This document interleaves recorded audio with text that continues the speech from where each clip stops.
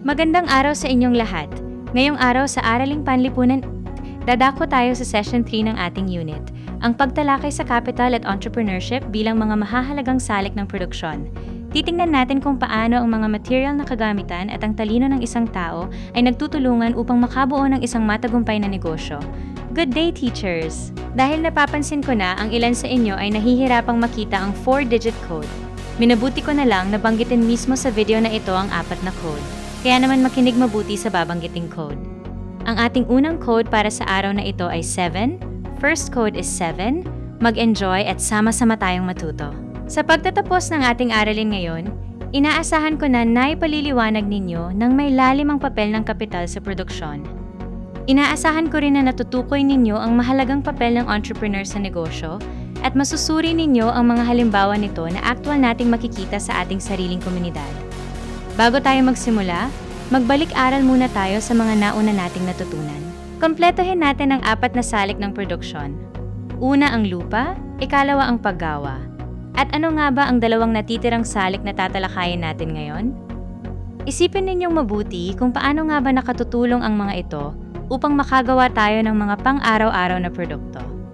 Para sa ating motivation, nais ko munang pag-isipan ninyo ang tanong na ito. Ano-ano nga ba ang mga pangunahing kailangan natin upang makapagbukas ng isang simpleng milk tea shop?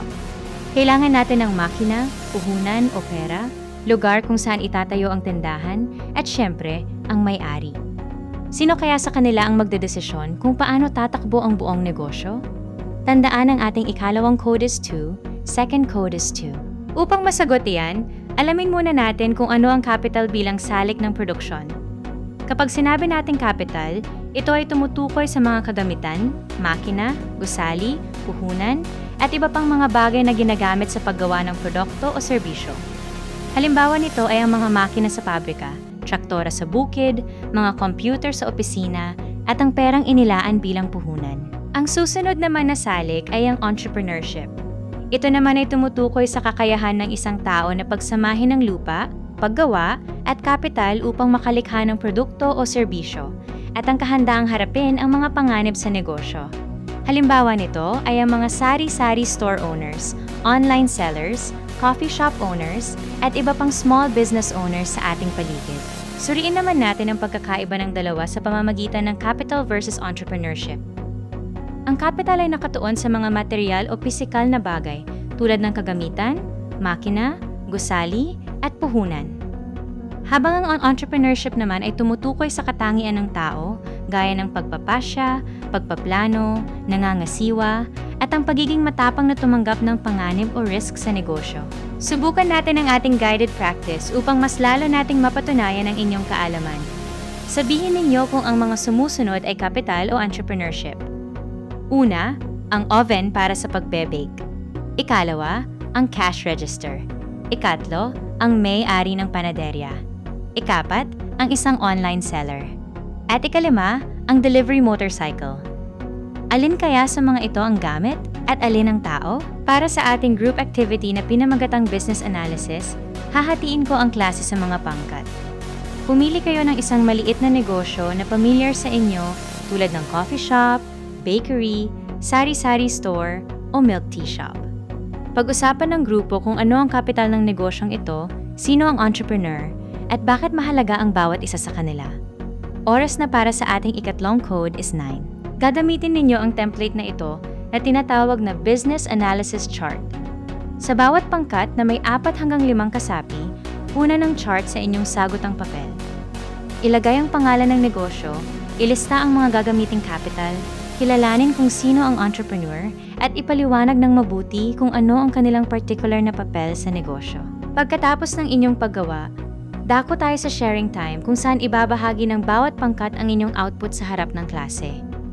Bilang halimbawa, kung coffee shop ang inyong napili, ang capital ay coffee machine, grinder, refrigerator, puhunan, at mga upuan, habang ang entrepreneur naman ang may-ari na siyang nagpaplano at nagdedesisyon.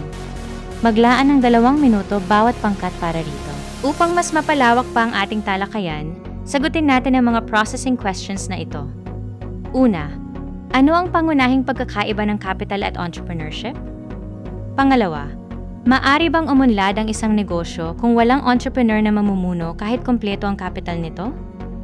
Pangatlo, maari bang magnegosyo ng walang sapat na kapital? At pang-apat, bakit mahalagang pagsamahin ng dalawang ito upang maging matagumpay? Suriin naman natin kung bakit nga ba napakahalaga ng capital sa produksyon. Mahalaga ito dahil pinapabilis at pinapadali nito ang paggawa ng mga produkto. Nakapagpapatas din ito ng kalidad ng produkto o serbisyo, nakapagpaparami ng dami ng produksyon sa mas maikling oras, at sa huli ay nakapagpeperwisyo o nakapagdadala ng mas malaking kita para sa negosyo. Sa kabilang banda, bakit naman napakahalaga ng entrepreneurship? Dahil ang isang entrepreneur ang siyang lumilikha ng mga bagong oportunidad at bagong negosyo sa pamayanan. Sila rin ang nagbibigay ng trabaho sa ibang tao, nagpapalago at nagpapatuloy ng takbo ng negosyo, at nagpapasigla sa pangkalahatang ekonomiya ng komunidad at ng buong bansa. Bilang buod ng ating aralin, laging tandaan na ang lupa, paggawa, at kapital ay magkakasamang pinagsasama ng entrepreneur upang makabuo ng mga produkto at serbisyo. Ang mga produkto at serbisyong ito ang siyang tumutugon sa walang katapusang pangangailangan at kagustuhan ng mga tao araw-araw upang mapadali ang buhay ng lahat. Tingnan natin ang ating real-life connection. Mag-isip kayo sa inyong sariling komunidad. Ano ang isang maliit na negosyo na nakikita ninyo na sa palagay ninyo ay talagang matagumpay? Tukuyin ninyo kung ano-anong mga particular na kapital ang kanilang ginamit at kung anong katangian ng entrepreneur ang nakatulong upang ang negosyong iyon ay maging matagumpay. Para sa inyong reflection, nais kong sagutin ninyo ito sa inyong kwaderno. Kung ikaw ay bibigyan ng pagkakataon na maging isang entrepreneur balang araw, anong uri ng negosyo ang nais mong simulan sa inyong lugar at ano ang iyong pangunahing dahilan kung bakit ito ang iyong napili? At bago tayo tuluyang magtapos para sa araw na ito, pakisagutan ang ating exit ticket sa pamamagitan ng pagkumpleto sa pangungusap na.